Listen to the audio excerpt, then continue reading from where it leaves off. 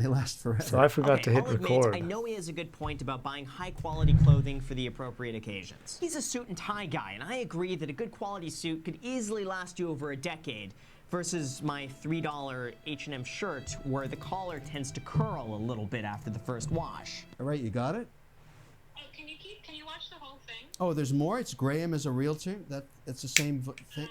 It's like a 10-minute video. Got I'm it. so glad they decided to keep that part in there. I mean, it would be hilarious if just that was the end of the video. It's just me, how much money I make, and then how I refuse to spend any of it on coffee and designer clothing. Well, I mean, actually, that's not too far off from the truth anyway. So I forgot to hit record before, but what I wanted to do was make sure that the audio levels were going to be good for tomorrow when Josh and I are going to be in session. Everything is looking pretty good. The last thing that I want to check is the audio, like how my volume is coming across. I'm probably going to want to turn my gain up a little bit, like put it there, or maybe even put it right there.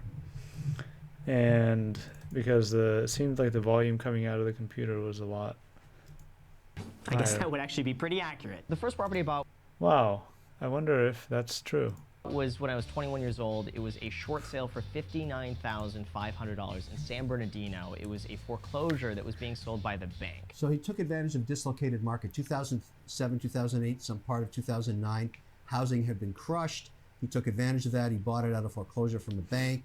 Obviously, it was a great trade. You can't do it all the time, but he was able to do it because he'd saved his money. This is something I wholeheartedly agree with, and even though we don't have a lot of these types of real estate deals today, the only reason how I was able to do this in the first place is because I prioritized saving as much money as I could. Even now, I still keep the exact same savings habits as I've had back then, and I'm sure whenever the next big opportunity comes up, I'll have the money ready to redeploy back into those investments. Nothing wrong with doing what you're great at. That's clearly what he's doing here. Graham is focused on real estate, bringing in about $15,000 a month. But here's what you should be doing while this is happening, because real estate is just one sector of the economy and goes through cycles too. If you're investing, diversify out of real estate, but it's very prudent sometimes to put something aside and just buy the overall market, an index or something, so you get diversification of your net worth. All right, I think he wins, and I can't disagree with that. I think he's right. This is something I've slowly started to realize as I've begun making and investing a lot more money, is that after a certain point, it becomes less important to take a risk for a higher return and more important to maintain your investment. It's almost like I'm interviewing Graham now. Maybe I can do this kind of thing, like have interviews. Whoa, I can comment on people talking on their YouTube video while I'm right here. That's and this is something amazing. that I have learned over time. I think in the beginning, for anyone who's looking to grow their wealth as fast as possible, real estate is a phenomenal way to go. But once you've built that up, everything after that is about maintaining that growth and not necessarily trying to maximize it. And that one for me has been a big realization. So yes, I've already started taking his advice, and I've been diverting a lot of money lately back into index funds. And my entire investment strategy right now is just buy consistently and hold. That's it. So I started making more videos, and once I started doing about 2 videos a week, the growth really just exploded, it seemed like. So he's really figured out how the algorithms work and how to produce content that people want to generally check in on every week. And when you have 1 million subs, you basically have a business. You're a broadcaster. That's what you're doing. So he really has figured that model out. Kid's a hustler. For anyone who doesn't know this, if you couldn't already tell, I am obsessed with making YouTube videos. But also, the YouTube algorithm for me is like this never-ending game of chess. There is very much a strategy to try to figure out what people want to see, which topics people are going to click on, what thumbnail is going to get the most attention, how to title the video in such a way that piques people's curiosity to want to click on it. And then you got to figure out how to keep people entertained the entire time and how long you need to make the video. And all of this is constantly changing. I found that now what works best on YouTube did not work 3 years ago when I started making videos, and the entire algorithm is constantly changing and adapting. So I dedicate hours every day trying to figure this out and how it works. That's pretty amazing that the algorithm keeps changing. And I can't even remember back a while ago where YouTube used to be a lot different than it is now. It doesn't seem like it is that way, but every time there's like a big update, like to the user interface, everybody kind of loses their collective minds and they're like, oh my God, it's changing and this new thing is not going to be as good as it was. But of course it happens, and then everything just, people keep using YouTube, and more people probably because they have new features and whatnot. But that's a I think it also has to do with people's attention, because YouTube is also trying to figure out how to keep people in YouTube as long as freaking possible. When to display ads. Like, I notice now that when I watch YouTube on mobile, I get ads in the middle of the video. And if I'm not really into watching the video, I'm just going to close out the video and forget about it. The ads kind of detract away from my YouTube viewing experience, and they actually have helped me watch less YouTube and spend less time watching like aimless videos like this one. And even though I'm far away from figuring out all the tricks, it's been an insanely fun challenge each and every day. So right now, probably like 85% of my income is affiliated with YouTube in some way or another, and then the remaining 15% is through real estate sales or real estate investments. His monthly This is a this is an amazing thing that happens, and it is a big thing in the fire community, which I thought was really interesting. Well, I didn't realize this at first, but when I figured it out, I was like, oh, okay, that makes sense, man. A lot of these fire people have, they go financially independent, and then they have a business because their business is telling everybody about how to be financially independent. So they can actually pull the trigger after they hit their so-called number, but not pull anything from it because they have cash flow coming in through their business. Like Graham Stephan, everybody knows him as a real estate guy, but he's a YouTuber. That's how he makes his money. He's not really, I mean, that's how he started. He started as a real estate guy, and then now he makes all his money from YouTube, right? 85% or something like that. income is 150 grand. You know from before that he told you 15,000 of that came from his rental income. This kid is a YouTuber. He's making the majority of his income Did he freaking read my mind? running a No, he didn't, because the video was recorded before. I read his mind or something. broadcasting facility. That's the way you should look at it. That's a big number for YouTube. You can only do that if you have 1 million+ subs, and he does. That's extraordinary. So this is something I absolutely want to address because yes, at this point, I make the majority of my money through YouTube. This began to happen about 18 months ago, where all of a sudden I started making more money on YouTube than I did from working as a real estate agent and owning rental properties. Before that point, I was spending about 80% of my time working in real estate, and then the remaining 20% of my time I spent making YouTube videos very late at night. But once the 20% of time I spent making YouTube videos began making more money than the $500,000 a year gross commissions I was making as a real estate agent, where I spent 80% of my time, I decided to take the risk and flip those around and instead spend 80% of my time making YouTube videos and 20% of my time in real estate. And I gotta say, almost immediately once I did that, the channel took off. I was able to dedicate more. That's amazing. I love that. That's something that I think a lot of, I didn't realize this at first, and I thought it was completely different. But I think a lot of people think this way too, that they want a bunch of time, free time to do whatever the heck they want. And that's how I kind of looked at my 1 year of retirement as well. It's like, oh, I'm going to do all this cool stuff because I have all the free time in the world. But that's not what happened. The less time I have to do the things that I want, the more productive that I am. Now that, what is it? Now that 4 of 7, I have, what is 4 of 7? Is that like 40 something? More than 50%, right? Like 60%. Now that I have about 40% of my days free, in my mind there's things that are a lot clearer, that like I know that I really want to work on this. And that's what I'm going to do. And because I have now a limited amount of time, I'm going to say no to a bunch of other stuff. Seems like that's what Graham did as well. Sorry to pause you there, buddy. More time and focus towards making YouTube videos. I was able to go and start up the second channel. I was able to talk about more in-depth topics. I was able to feel a sense of purpose and fulfillment that was so much more than just myself, and that just happened to make more money as a byproduct. 18 months ago, I think it would have been short-sighted and irresponsible not to take the opportunity to spend 80% of my time on YouTube. But again, I would not have been able to take that jump had I not saved and invested the majority of my income prior to then. By the time I... It's a common theme. I think you're hearing this a lot. I would have not been able to do this if not for this, right? It's a building block. Everything is a building block. You grow into things. That's why I ask everybody, every person I survey, I ask them, what would you do if you had unlimited money? And they think about what would they do. What was I talking about? I forgot. Focused on you, I was able to feel a sense of purpose and Oh yeah, what would you do if you had unlimited money? And then they say all this stuff like crazy things that they would do: start a nonprofit, help this, that, volunteer, donate to charities. Oh, you know what? I'm going to add a question in there. Instead of why, I'm going to take out the why question and ask, how much of that are you already doing?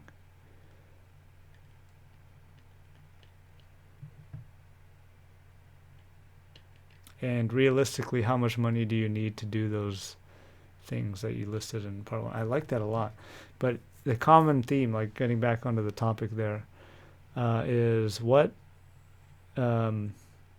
you wouldn't have been able to do one thing if you didn't do the other, because it's a building block. You build one on top of the other. So that's what the whole idea is with this Beyond Freedom program. Link in the description, why not? Or on my channel. Go look at it, you find it. If you want to find it, you'll find it. Making links easy for people to click on. They just click away afterwards. But it's to give you options. Like if you save up a bunch of money and then you realize, oh, I don't want to do this anymore, and you have the option to leave your job and work on something that you want to do full time, you can do it. And if you don't want to, you decide, I don't want to do that anymore. I don't want it. You just stay at your job. You know that you can leave anytime you want. Like tomorrow, you can walk away at any time. Say, F you, this is dumb. I'm gone. So it's not really about going and doing those things, but it's more about getting options. fulfillment that was so much more than just myself, and that just happened to make more money as a byproduct. 18 months ago, I think it would have been short-sighted and irresponsible not to take the opportunity to spend 80% of my time on YouTube. But again, I would not have been able to take that jump had I not saved and invested the majority of my income prior to then. By the time I focused on YouTube, I was already in a position where the rental properties were covering all of my expenses. And I knew in the worst case scenario, if YouTube didn't pan out and I didn't earn a single dollar from And I think that's the best way. What he's talking about here is when you're starting a business, starting something new, is that have something already that covers you, right? Have a job, have investments, have whatever. Have some cash flow that covers you. Become financially independent, and then go and do the other thing. But don't leave that thing, like don't quit it completely. Like if I had to redo my entire, like my last couple years of life, I wouldn't have left my corporate job. I would have stayed there and built this on the side. But instead what I did is like, okay, I went back and got that situation again, except it's a different job. So my job is going to pay all my expenses while I'm building this thing. And this thing, if it takes off, like I have no idea, I have no plan on how to make money. I've tried it a couple different ways, but I don't have like a plan. I don't have a business plan like this is how I'm going to make income and all this kind of crap. I'm doing this because I like it. I enjoy doing this. And I think that's what Graham is saying here is like he's getting more fulfillment from this than he did when he was doing his other thing, so he wanted to do that. From anything ever again, I was going to be okay. Total cost of the car with everything. All out the door with taxes and like... And when you do that, that allows you to do this. Like I don't have to make money from this. I can, keep my job and survive that way. It's not like I'm going to end up in a bad situation if this doesn't work out. I'll just go on to the next thing or get a better job or whatever. It doesn't have to be like, it's not I have to make something happen. All of the options. Because I've been in that situation before, and when you have to make something happen and you have to make this happen, you're trying to force life. And life does not want to be forced. Everything was like 44 grand. So I ended up making money from getting a car. I actually don't think a car is that necessary anymore. It's going to add on to what I was saying. You can try and force things to happen, and a lot of people do, and they're really good at doing it.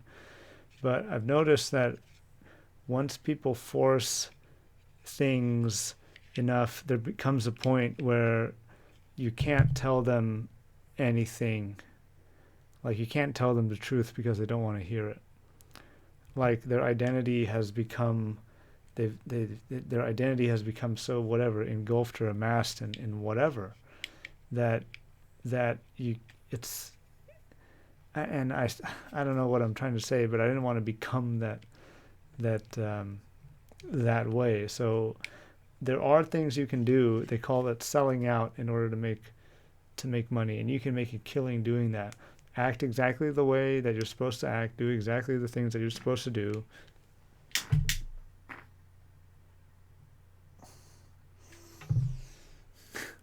I ate fruits for dinner.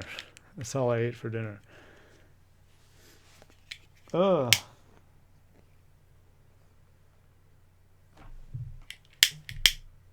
Fruits made really stinky farts, apparently. I forgot what I was saying. Let's continue on. Cars also have insurance costs to them. You have to store them. I'm not a big fan of owning anything anymore when it comes to transportation, but he's done it well. Nothing wrong with that, and he enjoys driving it. Now this is the part I found a bit confusing because I've seen Kevin's videos in the past, and it seems like anytime he goes somewhere, he's going and ordering an Uber Lux SUV, and those are not cheap. Those could be like $40 to $60 depending on where you're going. I think in certain cities where walking or public transportation isn't that good, I think a car is really just a necessity. So if you're gonna have to spend money in a car, you may as well do it in such a way that doesn't cost you a lot of money. And if you can't afford a Tesla or use the business tax write-offs, I highly recommend instead you go and buy a car that's 5 to 7 years old, that's already seen the bulk of its depreciation, and then just drive it until it stops running. So I have an amazing girlfriend, and her and I share a lot of the same values in terms of saving and spending money. Always great to have a partner that shares your economic values. You really don't want somebody that spends their brains out. That's why he's so happy.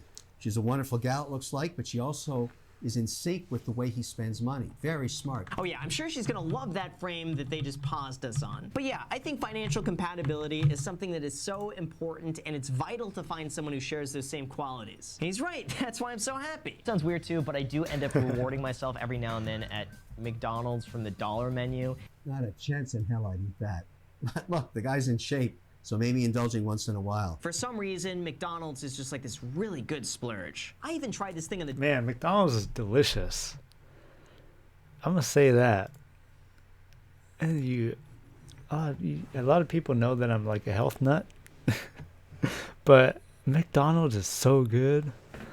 Like, every once in a while, I just feel like I want to go have some McDonald's, and I'll get a burger or a double quarter pounder or something with a bunch of some stuff on it. Like, I like the burgers with a lot of stuff on them, you know, that I add some more mayonnaise and ketchup and that kind. It's so delicious.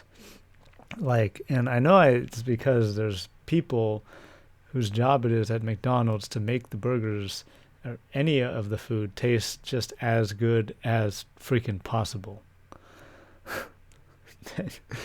And they do a hell of a job. I'll give them that. dollar menu when you take the McChicken and the cheeseburger and then combine them into one. You gotta try this thing, it's really good. So in terms of net worth goals, I really don't have any. I would like to hit 10 million. I feel like that would be just a decent number. 10 million's a good number. You know, they say it's almost impossible to make the first million. He's already done that. 5 million is next to impossible. 10 million gets easier, actually. Once you have 5 million, you're investing in other things, and it helps you grow your net worth. This is something I've noticed that's actually very true. It took me about 7 years of saving and investing to hit a $1 million net worth. From there, it only took me 18 more months after that to then hit a $2 million net worth. So I was able to do in 18 months what previously took me 7 years, which is absolutely incredible. After that, it only took a year to go from $2 million to $3 million. And 2 years later, I was able to nearly double that to $6 million. Now sure, these last few years had a lot less to do with my investments and a lot. That's the kind of point that I sometimes feel a tang of regret here, because I've done some backhand calculations to see what I would have, what my net worth would have been had I stayed at my job and continued my like investing method, working at corporate, working at a job where everybody says you can't get rich this way. It would have taken about 7 years for me to reach $1 million. More to do with a high surge of income, but still it goes to show. So it is possible. It's very possible to become very wealthy. Like, I don't know if a million is considered wealthy these days, but it is possible to, become a millionaire in a very short amount of time when you're working in corporate America. Show you that once you get the ball rolling, it becomes that much easier for your work and your investments to do a lot of the heavy lifting for you. And from there, with persistence and consistency, the sky is the limit. You don't need to be as extreme as I am. You don't need to skimp on every purchase at all. You don't need to work 12 hours a day. You don't need to, but it sure will help monetarily. But you do need to think outside the box. Yes, you do. You have to do all of that stuff. Don't listen to him. Listen to me. Yeah, you got to skimp. Yeah, you got to work 15 hours a day. That's what it takes. It's very competitive out there. I think it really just Actually, he's kind of right.